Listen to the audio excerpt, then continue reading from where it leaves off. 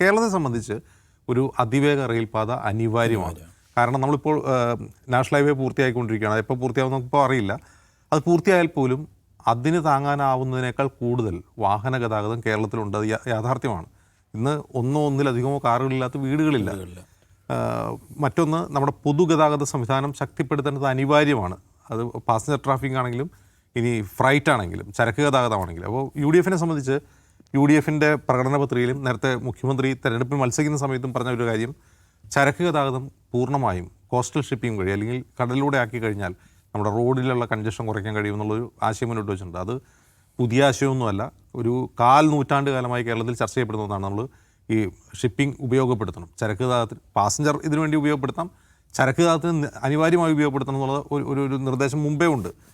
പരിഷത്തൊക്കെ മുന്നോട്ട് വെച്ചിട്ടുള്ള പ്ലാനിൽ അതുണ്ടായിരുന്നു. EK നായനാർ മുഖ്യമന്ത്രി ആയിരിക്കുമ്പോൾ അതേക്കുറിച്ച് പ്രഖ്യാപനം. യെസ്. അതുപോലെ ഇൻലാൻഡ് നാവിഗേഷൻ. ഇപ്പോൾ നമുക്കറിയാം, കഴിഞ്ഞ 10 വർഷത്തിനിടയിൽ കേരളത്തിലൊരു കനാൽ പദ്ധതി ഉണ്ടായിരുന്നു. ഒരുപാട് സ്ഥലത്ത് സ്ഥലമൊക്കെ ഏറ്റെടുക്കുകയും കാസർഗോഡ് ടു തിരുവനന്തപുരം കനാലുകൾ വഴിയുള്ള ഇൻലാൻഡ് നാവിഗേഷന് വേണ്ടി കനാലുകൾ ബന്ധിപ്പിച്ച് കനാൽ നിർമ്മാണം നടന്നതാണ്. എന്തായാലും ഒരു പിടിയില്ല.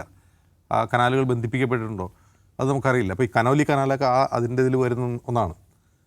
കനാൽ ഇപ്പോഴും ഒരു മാലിന്യവാഹിനിയായിട്ട് തുടരുകയാണ്. കേക്കനാൽ. യെസ്.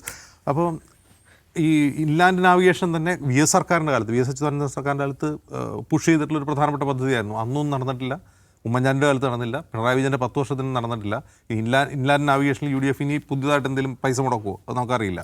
പക്ഷേ കോസ്റ്റൽ ഷിപ്പിംഗ് ഈ പറഞ്ഞതുപോലെ അധികം പണം ചിലവഴിക്കാതെ തന്നെ ഷിപ്പുകൾ മാത്രം മതി, നമുക്ക് ഒന്നും ഉണ്ടാക്കേണ്ട ആവശ്യമില്ല, കടലിലൂടെ പോയാൽ മതി. ആ പദ്ധതി യാഥാർത്ഥ്യമായാൽ ഈ ചരക്ക് ഗതാഗതം പൂർണ്ണമായിട്ട് അതിലൂടെ കൊണ്ടുപോകാൻ കഴിയും. വലിയ തോതിൽ തിരക്ക് കുറയ്ക്കാനും കഴിയും. അതോടൊപ്പം തന്നെ ഈ റെയിൽവേ വികസനം അനിവാര്യമാണ്. നമുക്കറിയാം, നമ്മുടെ റെയിൽവേ ഇപ്പോൾ തന്നെ കൺജഷനിലാണ്. നിലവിലുള്ള 2 ലൈൻ കൂടാതെ അതിന് സമാന്തരമായി പുതിയ പാത നിർമ്മിച്ചും ഒരു ഓപ്ഷൻ കേന്ദ്ര റെയിൽ ബോർഡ് മുന്നോട്ട് വെച്ചിട്ടുണ്ട്. നിലവിലുള്ള റെയിൽപാതയ്ക്ക് സമാന്തരമായി പുതിയ പാത 2 ലൈൻ നിർമ്മിക്കുക, അതിലൂടെ അതിവേഗ ട്രെയിൻ ഓടിക്കുക, 150-200 കിലോമീറ്റർ സ്പീഡിൽ ഓടിക്കുക. അതും നടപ്പാക്കാവുന്നൊരു കാര്യമാണ്. നിലവിലുള്ള പാതയുടെ വളവ് നിവർത്തുക, അതിൻ്റെ പണി പുരോഗമിക്കുന്നുണ്ട്. തെക്കൻ കേരളത്തിൽ എറണാകുളം ടു തിരുവനന്തപുരം വരെയുള്ള റീച്ചിൽ അത് പുരോഗമിക്കുന്നുമുണ്ട്. അപ്പോൾ അങ്ങനെ സിഗ്നലിംഗ് സംവിധാനം മെച്ചപ്പെടുത്തി പുതിയ 2 പാത കൂടി വന്നു കഴിഞ്ഞാൽ അത് മതി. പുതുതായിട്ട് ഭൂമി ഏറ്റെടുക്കേണ്ടി വരില്ല. ഇപ്പോൾ വയാഡക്റ്റ് വഴിയുള്ള അതിവേഗ പാതയാണെങ്കിൽ നമുക്ക് ഭൂമി ഏറ്റെടുക്കേണ്ടി വരും. അപ്പോൾ ഈ RRTSൻ്റെ കഴിഞ്ഞ LDF സർക്കാർ മുന്നോട്ട് വെച്ച പ്ലാൻ കുറേ കൂടി നല്ലതാണ്. അതിൻ്റെ ഒരു കാരണം, അത് മറ്റ് ഗതാഗത സംവിധാനങ്ങളുമായി കണക്ടിവിറ്റി ഉറപ്പുവരുത്തുന്നു എന്നുള്ളതാണ്. പ്രധാനമായും വർക്കല, അതുപോലെ Thiruvananthapuram airport, Nedumbassery airport, Karipur airport, ഇങ്ങനെ എയർപോർട്ടുകളുമായിട്ടുള്ള കണക്ടിവിറ്റി അത് ഉറപ്പുവരുന്നുണ്ട്. നിലനിൽക്കുന്ന റെയിൽവേ സംവിധാനമായി കണക്ടിവിറ്റി ഉറപ്പുവരുന്നുണ്ട്. അതായത് ഇതിൻ്റെ സ്റ്റേഷനും മറ്റേതിൻ്റെ സ്റ്റേഷനും ജോയിൻ്റ് ആയിട്ടാണ് അതിൻ്റെ ഒരു ഡിസൈൻ വരുന്നത്. അപ്പോൾ അങ്ങനെ ആ കണക്ടിവിറ്റി ഉറപ്പുവരുത്തുക എന്നുള്ളത് വളരെ പ്രധാനമാണ്. കാരണം ദാവൂദ് സാഹിബ് എപ്പോഴും പറയും, റെയിൽവേ സ്റ്റേഷനിൽ ഇറങ്ങി കഴിഞ്ഞാൽ ബസ് പിടിക്കണമെങ്കിൽ നമ്മൾ വേറെ വഴി നോക്കേണ്ടി വരും. ബസ്സും ട്രെയിനും തമ്മിൽ യാതൊരു ബന്ധവും ഉണ്ടാവില്ല. എയർപോർട്ട് വേറെ ഏതോ സ്ഥലത്തായിരിക്കും.